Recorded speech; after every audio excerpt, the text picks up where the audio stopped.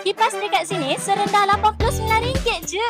Alat dapur ada New Year Warehouse Sales, diskaun sehingga 80%. Welcome to Alat Dapur Cawangan Semani. Ni branch alat dapur terbesar antara ke-4 branch tau. Jom I bawa korang tengok barang apa yang tengah ada diskaun sekarang. Ceiling fan serendah RM89. KDK ceiling fan pun ada serendah RM159. Surface downlight serendah RM4.50. Gold stainless steel waterfall sink ni RM289. Basic stainless steel sink RM88. Bathroom cabinet set satu pintu ni cuma RM99.